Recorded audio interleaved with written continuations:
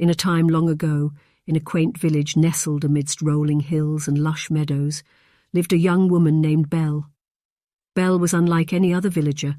Her heart brimmed with kindness, and her mind overflowed with curiosity. She was often found with her nose buried in a book, lost in the enchanting worlds those pages held. Belle's father, Maurice, was the village's inventor. His house was filled with contraptions and gizmos that made everyone scratch their heads in puzzlement. Despite his eccentricities, Maurice had a heart of gold, always ready to lend a hand to those in need. One day, Maurice embarked on a journey to showcase his latest invention. However, fate had other plans, and he found himself lost deep within an enchanted forest.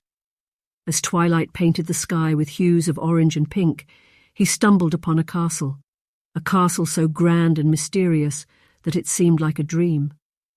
Unbeknownst to Maurice, the castle was under an enchantment, its halls echoing with memories of a time long past.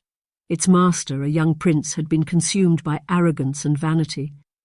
When an enchantress came seeking refuge, he turned her away, unable to see past appearances. In her anger, the enchantress cursed him, transforming him into a fearsome beast and casting a spell upon the castle and its inhabitants. Maurice's eyes widened as he marvelled at the beauty of the castle's garden. He plucked a single exquisite rose, an act that unleashed the beast's fury. The beast appeared before Maurice, wrathful and menacing. It was only through the intervention of the castle's enchanted servants, Lumiere the suave candlestick, Cogsworth the punctual clock, Mrs. Potts the motherly teapot, and Chip the playful teacup, that Maurice's life was spared. But the beast had a demand. Maurice must remain in the castle forever. As news reached Belle about her father's plight, she made a decision that would change her life forever. She offered herself in her father's place, agreeing to be the beast's captive. The castle's gates creaked open, and Belle stepped into the magnificent yet eerie surroundings. She was met with trepidation by the beast, a creature with fur as dark as midnight, eyes that glinted like stars, and a roar that echoed like thunder. Fear danced at the edges of her heart, but her courage shone through. As days turned into weeks, Belle discovered the castle's enchanting secrets. The objects that adorned the castle were alive, under the same curse as their master.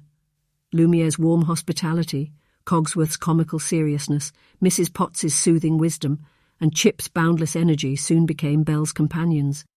Belle's compassion began to chip away at the beast's rough exterior. Through shared meals, library visits, and quiet moments in the garden, a bond grew between them. She saw past his monstrous facade and into the wounded heart beneath. The beast, in turn, found himself longing for her company, her laughter, and her understanding. One winter evening, as they shared a quiet moment in the castle's grand library, Belle stumbled upon a tale of love that transcended appearances.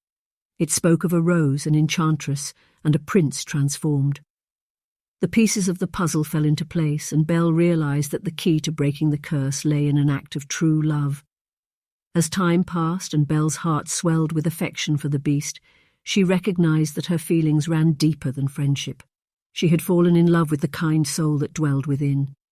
But with the falling of each petal from the enchanted rose, a symbol of the curse's grip, despair clouded the castle. With the final petal clinging to the stem, the beast's fate seemed sealed. Yet as Belle declared her love for him, a miracle unfolded.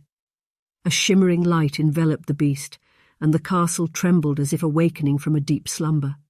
In a burst of enchantment, the beast was transformed into a prince whose heart had been reborn through love and kindness. The curse that held the castle's inhabitants captive was shattered, and they were freed from their inanimate forms. The castle, once dark and haunting, was now bathed in warm light.